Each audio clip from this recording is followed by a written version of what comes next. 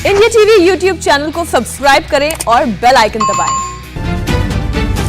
दरअसल असदुद्दीन ओवैसी ने उत्तर प्रदेश के अपने मुस्लिम वोट बैंक के जरिए उत्तर प्रदेश को जीतने का पूरा प्लान तैयार किया है, लेकिन जिस मुस्लिम वोट बैंक की बात हो रही है वो यूपी की सियासत में कितना असर डालता है उसे आप इन आंकड़ों से समझिए। उत्तर प्रदेश में मुसलमान वोटर्स की संख्या टोटलिटी में आप देखें तो 19% है, जो उत्तर प्रदेश का तीसरा बड़ा वोट बैंक है।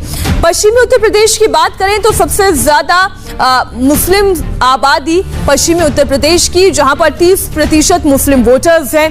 उत्तर प्रदेश की 143 सीटें ऐसी हैं जहां पर सीधे सीधे मुसलमान जनता के वोट का हिसाब तय करता है कि कौन सी पार्टी की स्थिति क्या होगी। उत्तर प्रदेश की 75 ऐसी सीटें हैं जहां पर 35 से 45% तक मुस्लिम वोट है और इसके अलावा करीब 70 सीट ऐसी है जहां 20 से 30% मुस्लिम वोटर्स हैं। तो इस वोट बैंक पर इस वक्त असदुद्दीन ओवैसी की नजर है। अगर कंसोलिडेट होकर ये वोटर असदुद्दीन ओवैसी के साथ खड़े हो जाते हैं तो उनकी ताकत का इजाफा हो जाएगा, और अगर राजभर के वोट बैंक को आप जोड़ लेते हैं यानी ओबीसी का वोट बैंक आप जोड़ लेते हैं तो इससे आप ये समझ सकते हैं कि ताकत दुगनी नहीं तिगुनी हो जाएगी। आज ओवैसी बहराइच में एआईएमआईएम के दफ्तर का उद्घाटन भी करने वाले हैं। यह उत्तर प्रदेश में एआईएमआईएम का पहला दफ्तर होगा। बहराइच उन 10 जिलों में शामिल है जहां मुस्लिमों की आबादी उत्तर प्रदेश में सबसे ज्यादा है। ऐसे ही इलाकों पर मिशन 2022 के लिए असदुद्दीन ओवैसी की नजर है। उत्तर प्रदेश के वो जिले जहां मुस्लिम आबादी ज्यादा है वो इलाके अब हम आपके सामने रख रहे हैं, जिसमें मुरादाबाद की बात करें 51%, रामपुर 50%, बिजनौर 43% यहाँ पर मुस्लिम वोट बैंक है। और इसके अलावा शामली की बात की जाए 42%, मुजफ्फरनगर 41%, सहारनपुर 42% वोटर्स यहाँ पर आबादी मुसलमानों की है। अमरोहा भी एक ऐसा इलाका है, यह भी पश्चिम उत्तर प्रदेश का इलाका। मेरठ की बात की जाए 34%, बलरामपुर, बहराइच जहां पर 34% मुस्लिम वोटर्स हैं। इस वक्त हमारी सहयोगी रुचि कुमार लखनऊ से सीधा जुड़ गई, हम सीधा उन्हीं से बात कर लेते हैं। रुचि, ये जो वोट बैंक नजर आ रहा है इस वोट बैंक को ही साधने की कोशिश असदुद्दीन ओवैसी की है, लेकिन आप भी जानती हैं कि ये तो वही वोट बैंक है जिसमें समाजवादी पार्टी, बहुजन समाज पार्टी और कांग्रेस का वोट बैंक जो कहा जाता था अब वो असदुद्दीन ओवैसी का हो सकता है। देखिए, ऐसा है, ओवैसी ये दावा कर रहे हैं कि जो मुस्लिम वोट है उसका सभी पार्टीज इस्तेमाल करती हैं, लेकिन भागीदारी जब सरकार होती है तो भागीदारी नहीं मिलती।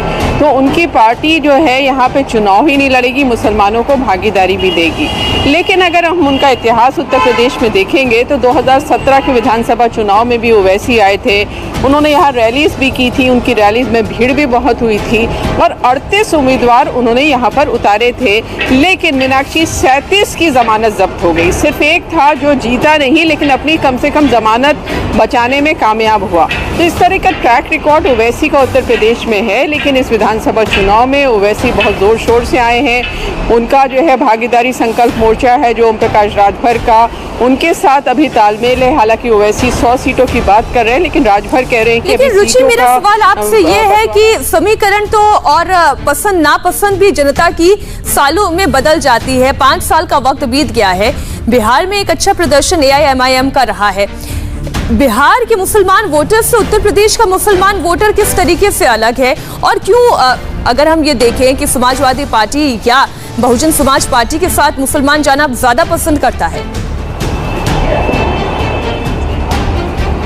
देखिए, ऐसा है कि मुसलमान अपने को सीधे कनेक्ट करते हैं और अभी के हालात देखेंगे तो मुसलमानों का रुझान ज़्यादा समाजवादी पार्टी से है, क्योंकि मायावती जिस तरह के ट्वीट करती हैं उससे मुसलमानों को ऐसा लग रहा है कि मायावती का झुकाव बीजेपी की तरफ है। और मायावती का इतिहास भी रहा है, वो बीजेपी के साथ मिलकर सरकार भी बना चुकी हैं। तो इस समय क्योंकि कांग्रेस यूपी में बहुत ज़्यादा कमज़ोर है और इसलिए जो मुसलमान हैं उनका झुकाव ज़्यादा समाजवादी पार्टी की तरफ यहाँ पर दिखाई देता है। हालांकि जब वोट डालने जाता है मुसलमान उत्तर प्रदेश में, उस समय उसके जहन में यही रहता है कि कौन बीजेपी बीजेपी को हरा सकता है।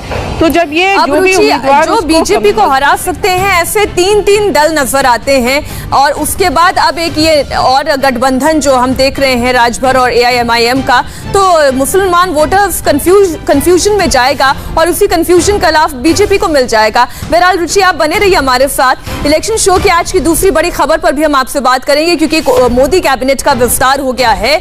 लेकिन कैसे उत्तर प्रदेश को सबसे ज्यादा वेटेज इस बार मंत्रिमंडल के विस्तार में मिला है, हम आपको डिटेल में बताते हैं। अगले विधानसभा चुनावों को ध्यान में रखते हुए बीजेपी का मास्टर प्लान क्या है, आपको बताते हैं। 7 नए मंत्री जो बनाए गए हैं वो उत्तर प्रदेश से आते हैं। और अगर पुराने मंत्रियों को जोड़ ले और अब के मंत्रियों यानी 7 मंत्रियों की हम टोटलिटी में हम देखें तो इस वक्त पूरे मंत्रिमंडल में 16 मंत्री ऐसे हैं जो उत्तर प्रदेश से आते हैं। यानी उत्तर प्रदेश का दबदबा, उत्तर प्रदेश को तरजीह दी गई है इस बार मंत्रिमंडल के विस्तार में। और ये आप जानते हैं कि आगामी उत्तर प्रदेश विधानसभा चुनावों को देखते हुए कितना वेटेज उत्तर प्रदेश को दिया गया है।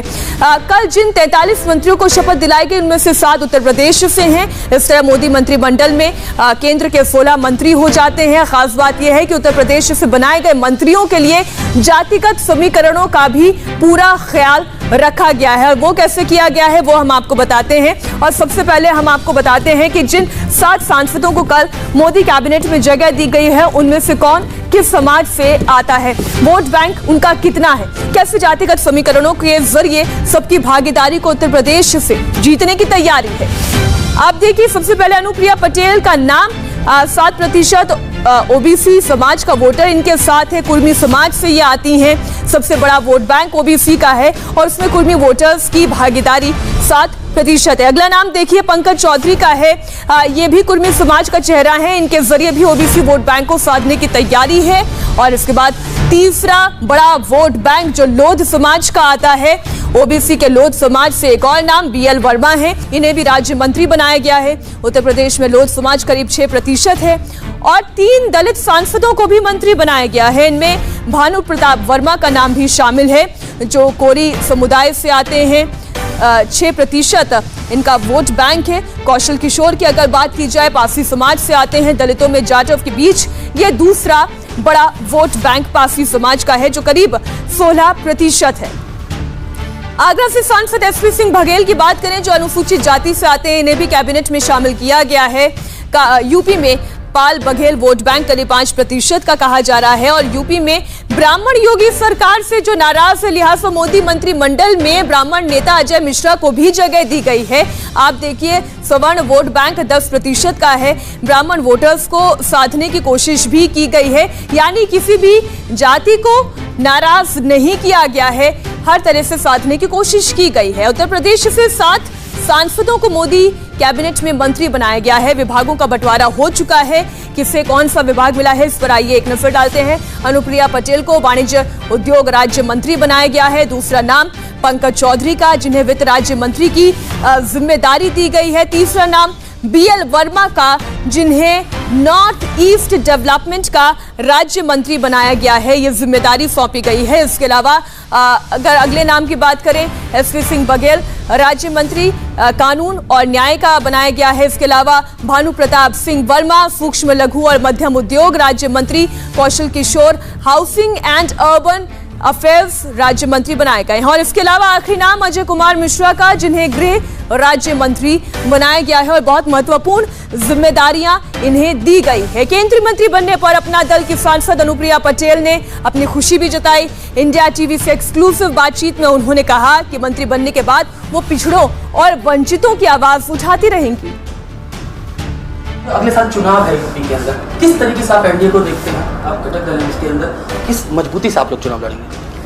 मैं इस संबंध में सिर्फ इतना ही कहना चाहती हूँ कि हमने पिछले 3 चुनाव साथ में लड़े हैं, जिसमें हमारे 2 लोकसभा के चुनाव थे और एक हमारा विधानसभा का चुनाव था। और बहुत ही अच्छे परिणाम इस गठबंधन को जनता ने हृदय से स्वीकार किया और बहुत अच्छे परिणाम सामने आए। और उसका एक बहुत बड़ा कारण कहीं ना कहीं ये रहा कि जितनी मजबूती के साथ भारतीय जनता पार्टी भी अपने पार्टी एजेंडा पे काम करती है और अपना दल विशेष तौर से जो समाज का हाशिए पर पड़ा हुआ तबका है, जो पिछड़ा है, अति पिछड़ा है, दलित है, आदिवासी है, जो कमज़ोर है, वंचित है, उनके लिए हम जितनी मजबूती से काम करते हैं, इसलिए आम जनमानस के बीच में, उस गरीब कमज़ोर व्यक्ति के बीच में अपना दल का एक विशेष जुड़ाव है और मुझे लगता है कि इसी प्रकार का जुड़ाव उनका हमसे आगे भी रहेगा। रुचि हमारे साथ जुड़ी हुई है। रुचि, ये जो विस्तार हुआ है और जो नाम हमने बताया उससे देखकर तो ये कहा जा सकता है कि बीजेपी अब की बार योगी सरकार के फॉर्मूले के लिए हर पासा सोच समझकर शतरंज की बिसात पर चल चुकी है। जी हाँ, बिल्कुल। देखिए, उत्तर प्रदेश में क्योंकि जातीय राजनीति बहुत हावी रहती है और चुनाव में खासतौर से जो ओबीसी और दलित वोट है उसका बहुत ज़्यादा महत्व होता है। जो ये वोट ले जाएगा उसकी जीत पक्की मानी जाती है। अब बीजेपी ने क्या किया है कि जो अति दलित हैं और अति पिछड़े हैं उनके ऊपर बीजेपी ने अपनी नज़र रखी है और उन वोटर्स को वो ये समझा रही है कि अगर अखिलेश यादव या समाजवादी पार्टी की सरकार बनती है तो यादवों को सब मिलता है और बाकी जो पिछड़े हैं उनको कुछ नहीं मिलता। इसी तरह मायावती की सरकार बनती है तो जाटव सब कुछ पा जाते हैं, गैर जाटवों को कुछ नहीं मिलता। तो इसलिए निगाहें जो अति पिछड़ा और अति दलित पर बीजेपी की हैं। अब जिस तरह से आप देखिए कुर्मी मंत्री बनाए हैं बीजेपी ने, तो कुर्मी वोट का बड़ा हिस्सा है, 60% हिस्सा वैसे माना जाता है, लेकिन यूपी के करीब 16 ज़िले ऐसे हैं जहां 12% वोट है कुर्मी का। तो इन इलाकों में बड़ा फ़ायदा बीजेपी को होगा। अब एसपी सिंह बघेल है, वो गरेड़िया कम्युनिटी के से आते हैं और आगरा, कानपुर देहात, इटावा, मैनपुरी, इन सारे इलाकों में गरेड़िया काफ़ी बड़ी तादाद में है। अब आप अगर कौशल किशोर पे आएंगे तो वो पासियों के बड़े नेता माने जाते हैं और करीब 35 ज़िले ऐसे हैं यूपी के, खासतौर से जो अवध क्षेत्र है लखनऊ के आसपास का, जहां पासी वोट बहुत ज्यादा है। आपने जितनी रणनीति बीजेपी की क्लियर तौर पर बताई है दर्शकों को, उससे ये तो समझ में आता है कि बीजेपी अपनों को और अपनों के जरिए हर जाति को साधने की कोशिश में लगी रही और कामयाब भी रही। लेकिन रुचि, कई नेता ऐसे हैं और सहयोगी ऐसे हैं जो नाराज भी हो गए हैं। शुक्रिया रुचि आपका इस पूरी जानकारी के लिए। और एक छोटी सी ब्रेक के बाद जब हम हाजिर होंगे तो हम बात उन्हीं नेता की करेंगे जो नाराज हो गए हैं। है तो अपने लेकिन परायों से बर्दाश्त करने लगे हैं। कौन है वो बताएंगे आपको। अब की बार किसकी सरकार जारी है, एक छोटी सी ब्रेक के बाद भी।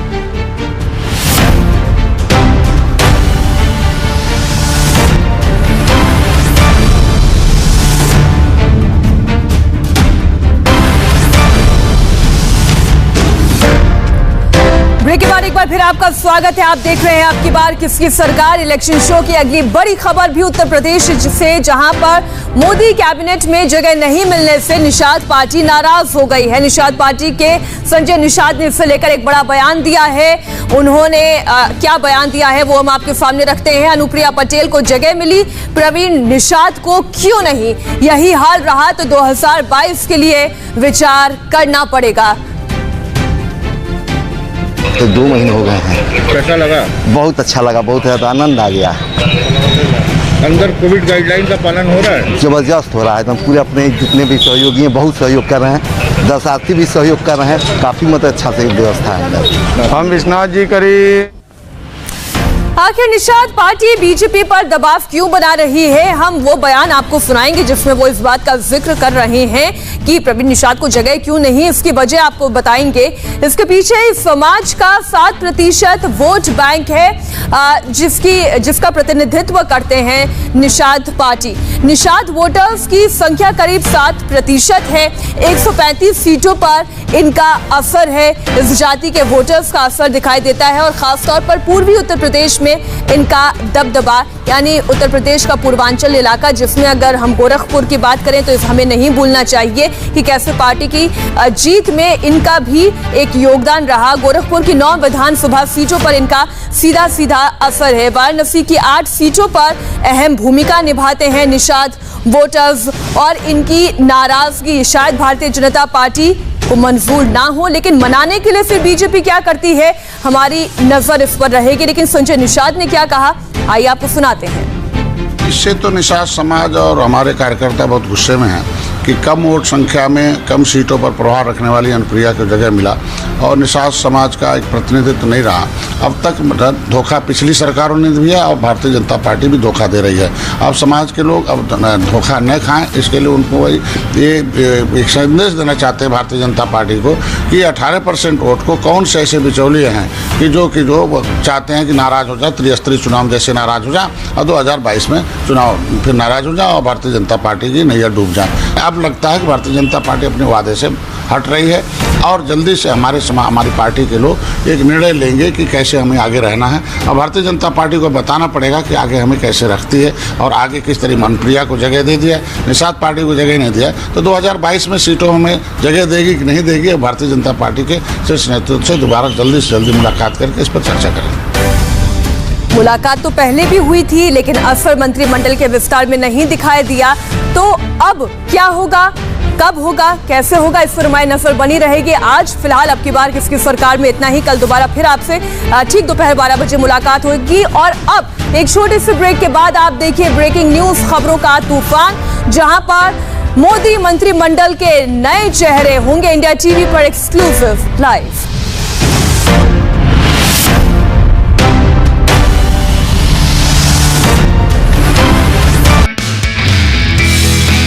नमस्ते, मैं हूं मीनाक्षी जोशी। वीडियो और खबरों से अपडेट रहने के लिए India TV YouTube channel subscribe करें, बेल आइकन दबाना ना भूलें। जुड़े रहें इंडिया टीवी के साथ।